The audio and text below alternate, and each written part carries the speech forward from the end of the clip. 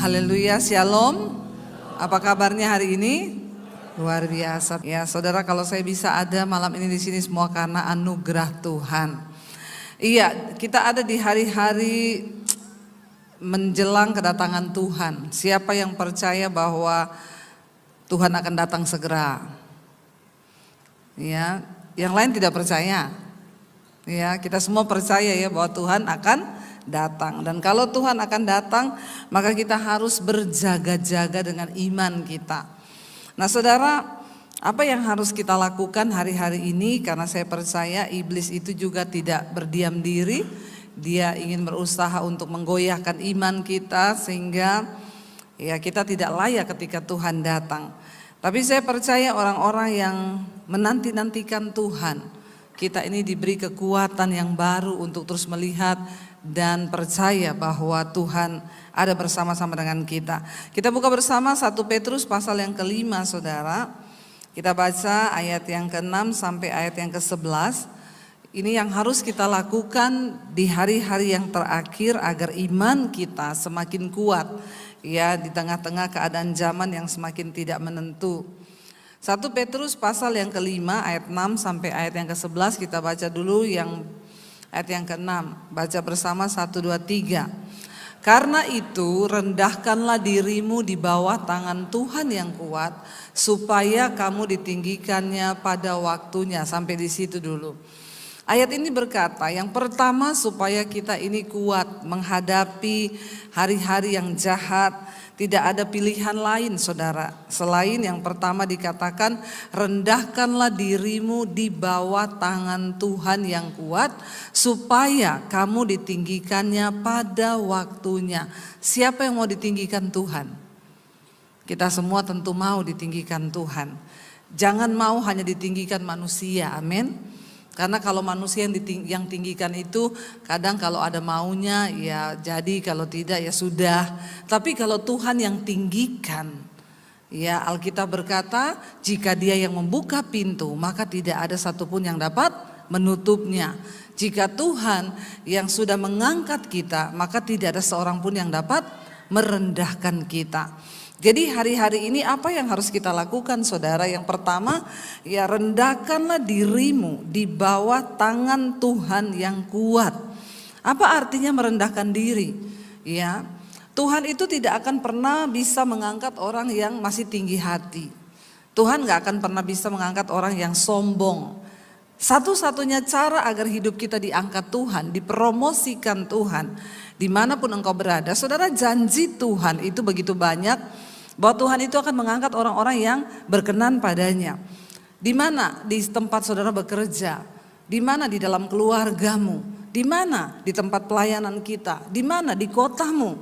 Tuhan sedang mencari orang-orang yang Tuhan itu juga gak sabar loh untuk mengangkat saudara dan saya, amin. Tetapi seringkali yang membuat dia tidak bisa melakukannya bukan Tuhan gak bisa, tapi kitanya ini yang tidak layak untuk dipercayakan sesuatu yang besar. Ya, dikatakan rendahkan dirimu di bawah tangan Tuhan. Hanya orang-orang yang datang merendahkan diri kepada Tuhan yang bisa ditinggikan oleh Tuhan. Selama kita masih sombong, apalagi di hadapan Tuhan, maka kita nggak mungkin akan ditinggikan oleh Tuhan, saudara. Apa artinya rendahkan dirimu di bawah tangan Tuhan yang kuat, saudara? Yang pertama, lakukan segala sesuatu di dalam nama Tuhan Yesus Kristus, amin.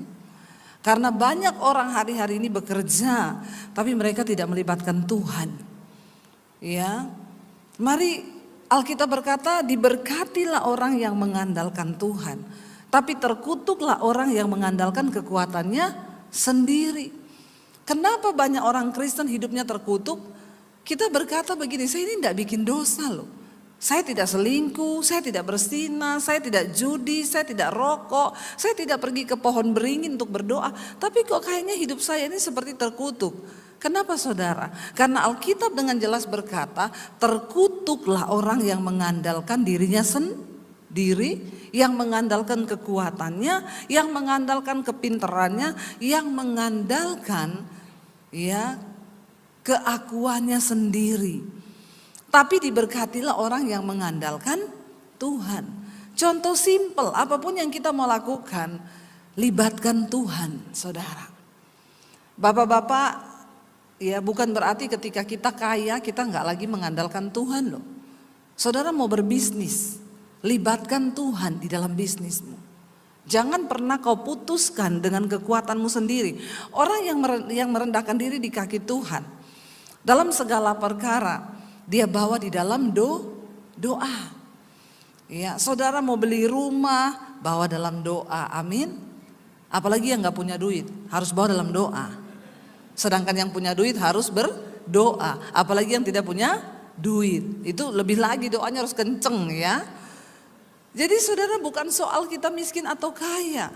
Mau kita kaya, mau kita miskin, apapun yang kita lakukan, bawa di dalam doa.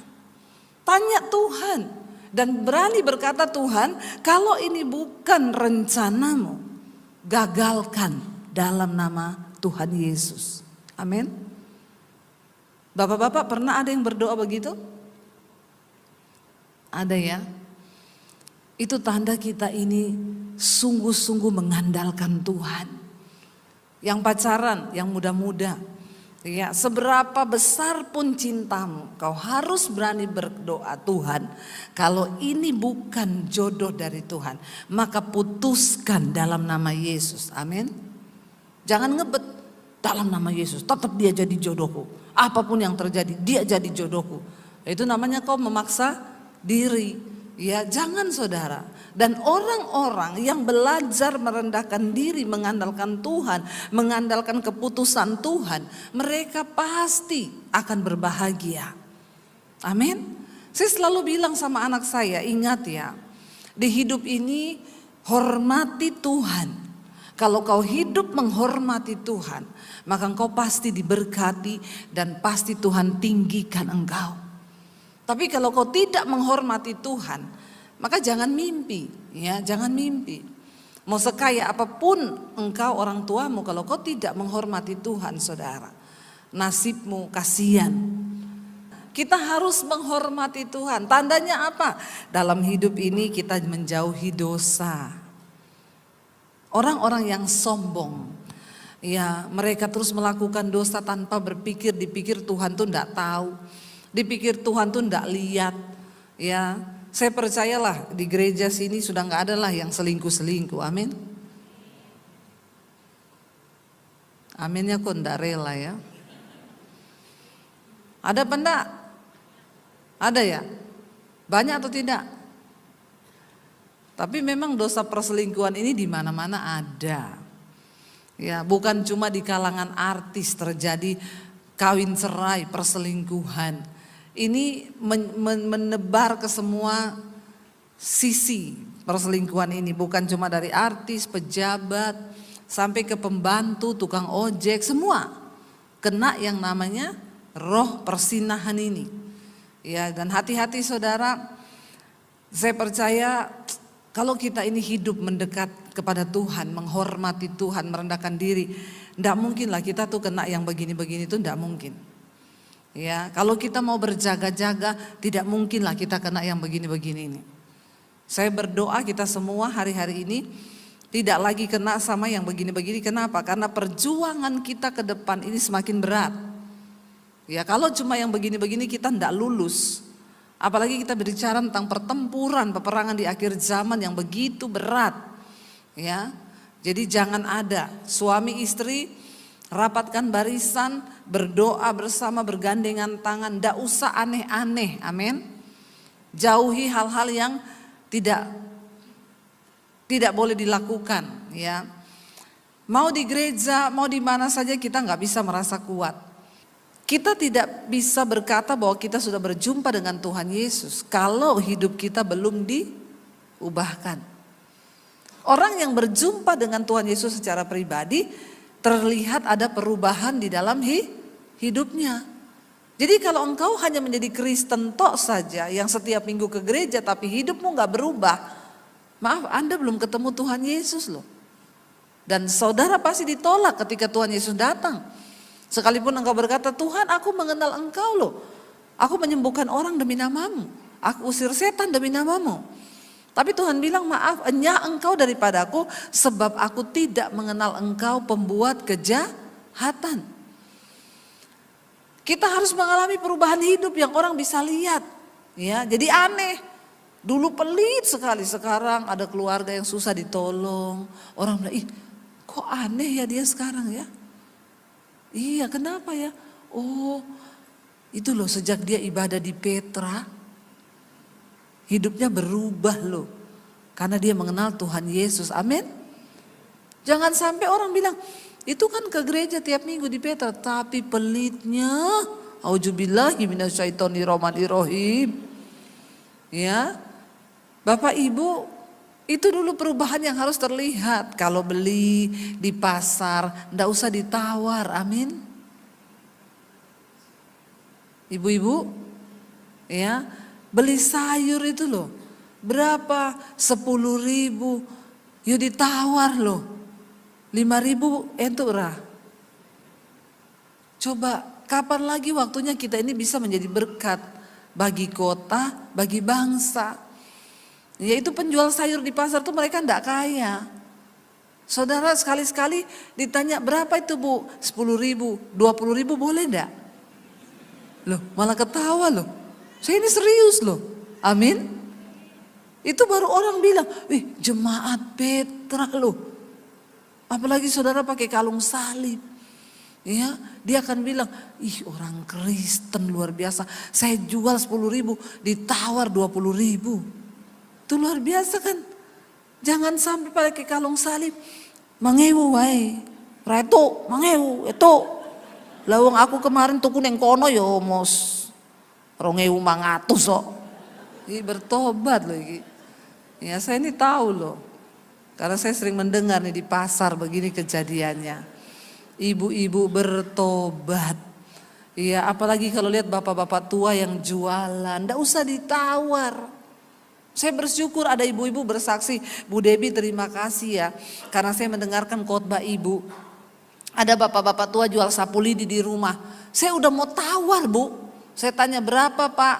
Ya 15.000. Saya sudah mau, mosok saya ingat khotbah ibu. Ya berapa 15.000? 20.000 ya Pak. Ih puji Tuhan loh. Ya kan itu bapak juga gak jualan pakai mobil Mercy tuh. Dia naik sepeda loh jualan saudara. Kita nih kalau mau menjadi berkat gak usah yang muluk-muluk lah. Ya ada orang berkata saya pengen jadi berkat ke panti asuhan, bawa sembako. Itu gak usah terlalu alay lebay. Itu kau bisa lakukan setahun sekali. Tapi perbuatan-perbuatan baik yang di sekeliling kita nih loh. Yang bisa kita lakukan setiap hari. Kita lihat orang yang susah. Saudara dengan saudara menabur, saudara itu tidak akan miskin. Justru akan semakin diberkati. Saya nih saksi hidup. Saya itu dari gak punya uang, saya belajar menabur saudara. Ya, saya belajar taat dengan suara Tuhan. Makanya sampai hari ini saya mau bersaksi depan saudara. Tuhan memberkati kami luar biasa. Amin. Ya, kenapa nih saya kok lama-lama di pelit ya? Tapi bukan karena banyak orang pelit loh di sini, amin. Ya, kita semua mau. Hanya orang yang rajin menabur hari-hari ini mereka yang akan melihat pemeliharaan Tuhan. Makanya saya mau bilang sama orang tua, kita gak bisa mengubah anak-anak kita. Yang bisa kita lakukan adalah bawa mereka berjumpa dengan Tuhan. Ajarkan firman kepada mereka. Karena saya mengalami, dulu saya dipukulin sama orang tua saya. Ya dihajar sampai babak belur. Apakah saya berubah? Enggak. Saya semakin bikin saudara. Saya semakin berontak, saya bilang, ya kalau mau bunuh aja saya sekalian. Saya kan gak pernah minta dilahirkan. Tapi ketika Yesus menjamah saya, orang tua gak perlu bicara satu kata. Ya, saya mengalami pembaharuan budi, dari roh saya dihidupkan. Lalu Tuhan ubahkan saya. Sampai akhirnya saya berubah semuanya. Karena lewat proses dan penderitaan, hidup kita ini bisa direndahkan. Sampai akhirnya kita punya kerendahan hati di hadapan Tuhan, baru Tuhan bisa meninggikan. Kenapa Daud sebelum diangkat menjadi raja, dia diproses habis-habisan oleh Tuhan. Ya, Bahkan dia dikejar, mau dibunuh, dipermalukan, direndahkan. Cuma itu cara untuk membuat kita ini rendah hati di hadapan Tuhan. Karena saya berdoa, kalau hari ini saudara sedang ada dalam persoalan atau masalah, anggaplah itu satu cara Tuhan untuk merendahkan hidupmu di bawah tangan Tuhan yang kuat. Amin. Supaya kalau engkau sudah merendah hati di hadapan Tuhan, barulah Tuhan bisa meninggikan kita. Tanpa proses, tanpa pembentukan karakter, kita gak bisa diangkat tinggi Tuhan. Gak bisa saudara, dunia bisa beri kesuksesan yang palsu. Tapi hanya karakter yang bisa membuat kita berkenan kepada Tuhan. Tapi Tuhan izinkan semua terjadi dalam hidup kita ini supaya Alkitab berkata tadi, rendahkanlah dirimu di bawah tangan Tuhan yang kuat supaya kamu itu ditinggikan pada waktunya. Jadi ingat, proses, persoalan, tekanan, apapun yang kita lewati hari-hari ini itu adalah bagian dari proses Tuhan untuk kita ini direndahkan di bawah tangan Tuhan supaya tiba saatnya kita ditinggikan pada waktunya. Tapi tidak ada perkara yang mustahil bagi Tuhan. Karena kita tahu dia turut bekerja untuk mendatangkan kebaikan bagi orang-orang yang sungguh-sungguh mengasihi dia dan yang terpanggil sesuai dengan rencana Tuhan. Tetaplah berjalan dalam rencananya. Rendahkan dirimu. Ya, bagaimana cara kita juga direndahkan Tuhan? Waktu kau difitnah saudara, tidak usah balas. Amin. Tidak usah bikin status di Facebook. Ya, sekarang ini banyak orang ada masalah bikin status. Ya, lihat saja nanti kau ya, di depan lain, di belakang lain. Saya tahu mulutmu itu, ngapain coba bikin status begitu di sosial media? Ya, kan nggak penting. Ya, urusan kemarin ada lagi yang bikin status, saya baca orang Kristen bikin malu. Saya nama ini mulai hari ini dengan suami saya, kami memutuskan hubungan persaudaraan dengan ipar saya yang bernama ini. Mulai sekarang hubungan kita selesai, end. Dalam hati saya, ini orang Kristen loh. Dia bikin status di Facebook seperti itu, coba saudara. Ya, kalau ada masalah, seberapa berat pun engkau difitnah, engkau ditekan, berbahagialah. Waktu kau tahu itu bagian dari Tuhan sedang merendahkan dirimu, berarti dia sedang mempersiapkan engkau untuk diangkat tinggi. Amin. Kalau kita direndahkan, rendahkan diri di bawah tangan Tuhan. Doakan orang yang menyakiti kita, iparmu, saudaramu, mertuamu, menantumu. Ya, Tuhan tidak punya cara lain saudara untuk mengangkat hidup kita selain melewati proses kita direndahkan. Hanya orang-orang yang sudah direndahkan, mereka yang dapat diangkat tinggi oleh Tuhan. Saya mengalami direndahkan dari keluarga, dari pendeta, dari siapapun saya mengalami saudara. Tapi Tuhan melihat respon hati kita. Duduk di kaki Tuhan. Doakan orang yang menganiaya kamu. Memang susah kalau mendoakan orang, apalagi itu sesama orang Kristen. Kalau kita mendoakan orang yang nyakiti kita, yang bukan agama Kristen itu lebih enak. Ada doanya, Tuhan ampuni dia, karena dia tidak tahu apa yang dia lakukan. Nah kalau orang Kristen yang lakukan, ya agak sulit saudara, karena ya kita harus merubah firman. Ampuni dia Tuhan, karena dia tahu yang dia lakukan, tapi dia pura-pura tidak tahu. Nah, kan begitu saudara ya. Jadi tapi kita harus tetap berdoa, menyerahkan dia kepada Tuhan dan jangan kepahitan. Saya percaya di Semarang ini nggak ada lah orang yang putus hubungan dengan keluarga. Nggak ada toh? Kalau ada bertobat loh saudara. Karena kau nggak bisa masuk kerajaan Allah kalau kau berantem. Ya, saya pernah mendamaikan orang tua. Saya bilang Pak. Dia bilang saya kutuk itu anak saya, ya sampai kapanpun saya kutuk dia tidak mungkin hidupnya diberkati. Saya bilang Pak, Bapak ini pelayan Tuhan loh, Bapak tidak boleh mengatakan hal yang seperti itu. Cabut itu Pak dalam nama Yesus. Tidak bisa, itu anak durhaka. Ya saya nggak izinkan nikah, dia pergi menikah, dia tinggalkan rumah ini. Saya bilang seburuk apapun Pak, kau tidak boleh mengutuk, kau harus memberkati. Ayo Pak, kalau Bapak mau temui anakmu. Dia bilang, ndak ada dimanapun orang tua yang mendatangi anak untuk minta maaf. Itu enggak ada ceritanya. Saya bilang gini, di mana ayatnya Pak? Karena dia wakil gembala saudara. Jadi saya tanya, di mana ayatnya Pak yang dikatakan, hai orang tua, janganlah pernah meminta maaf kepada anak-anakmu, sebab tidak ada cerita yang seperti itu. Emang ada ayatnya Pak di mana? Jangan kau buat ayat baru yang tidak ada di Alkitab. Sekalipun kita orang tua, kita tidak salah. Ya, kalau kita tahu itu tidak benar, kita jangan mengutuk, tapi berusahalah hidup damai dengan semua orang. Ya, jangan kalau ada hari ini di antara saudara tidak bicara dengan anakmu, tidak bicara dengan saudaramu, tidak bicara dengan orang tuamu, bertobat saudara. Selama masih ada waktu, ayo kita rendahkan diri di bawah tangan Tuhan yang kuat. Merendah aja, itu kunci untuk kita ini dipromosikan Tuhan. Merendah saja itu kuncinya untuk kita bisa mengalami peninggian Tuhan. Lalu yang kedua dikatakan di sana, ayat yang ketujuh, serahkanlah segala kekhawatiranmu kepadanya, sebab ia yang memelihara kamu. Hari-hari akhir zaman ini banyak orang mengalami kekhawatiran. Tapi ada satu cara, Alkitab berkata, khawatir itu wajar nggak bagi manusia? Wajar. Kita semua bisa khawatir. Pendeta bisa khawatir enggak? Bisa. Jemaat bisa khawatir? Bisa. Ya, kita semua bisa khawatir karena itu manusiawi. Tapi Alkitab berkata, ketika engkau khawatir, serahkanlah segala kekhawatiranmu kepadanya, sebab ia yang memelihara kamu. Waktu engkau khawatir, duduk di kaki Tuhan. Kau khawatir tentang anakmu, duduk di kaki Tuhan.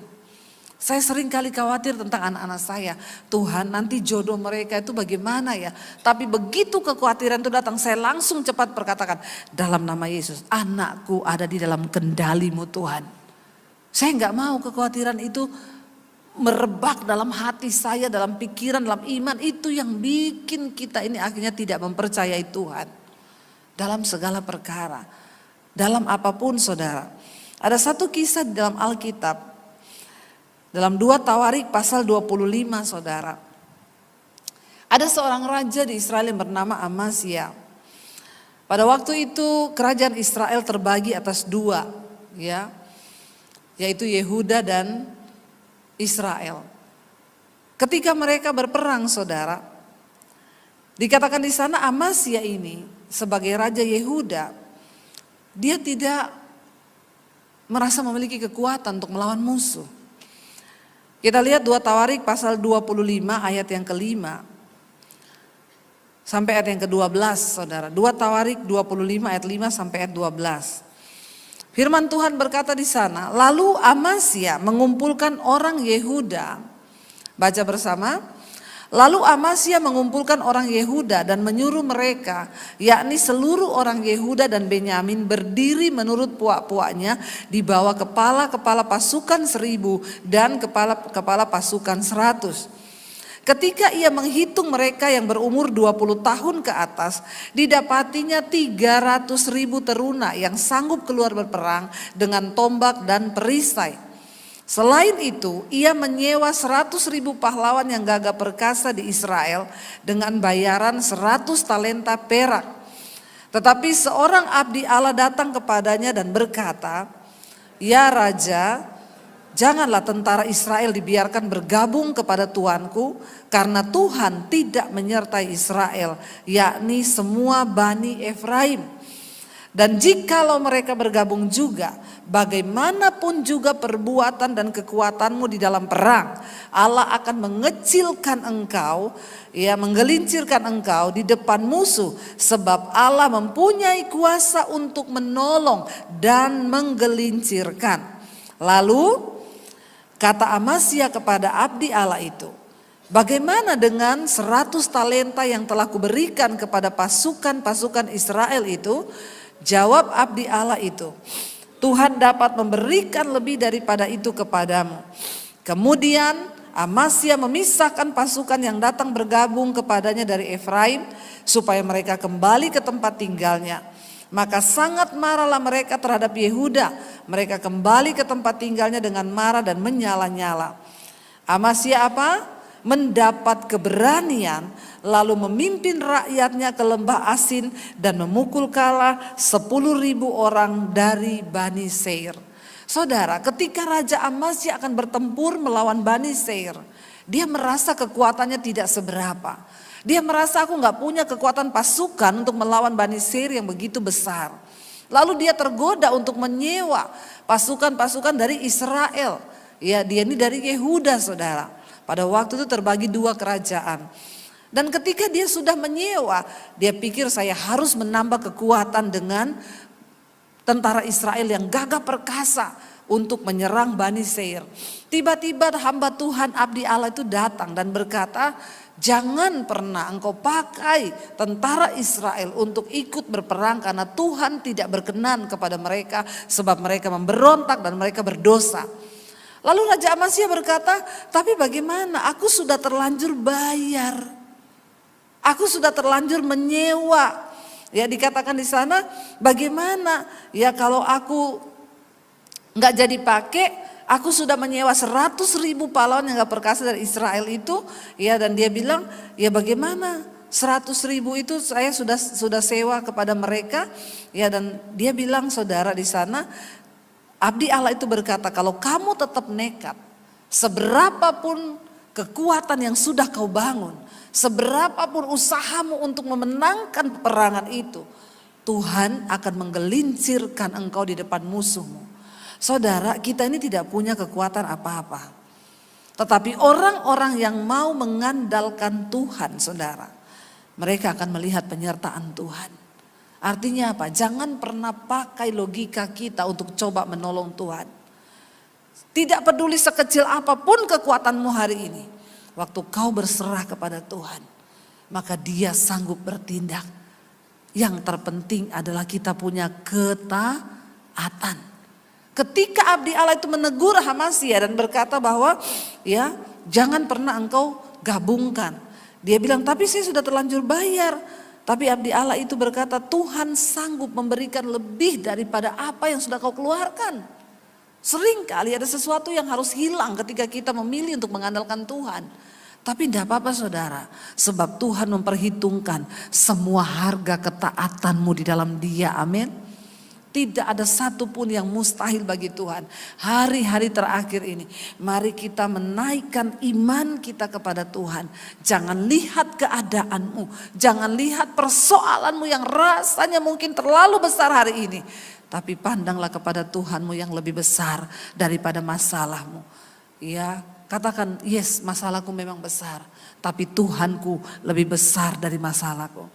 Saya percaya ketika kita mau sungguh-sungguh mencari Tuhan, sungguh-sungguh mengandalkan Tuhan, Dia Tuhan yang tidak pernah meninggalkan saudara dan saya. Jadi saudara, yang pertama, rendahkan diri kita di bawah tangan Tuhan yang kuat. Yang kedua, kalau hari-hari ini engkau punya kekhawatiran, serahkanlah semua kekhawatiranmu itu lewat doa kepada Tuhan. Kita percaya bahwa pertolongan kita datang dari Tuhan. Kita bangkit berdiri bersama, kita naikkan pujian.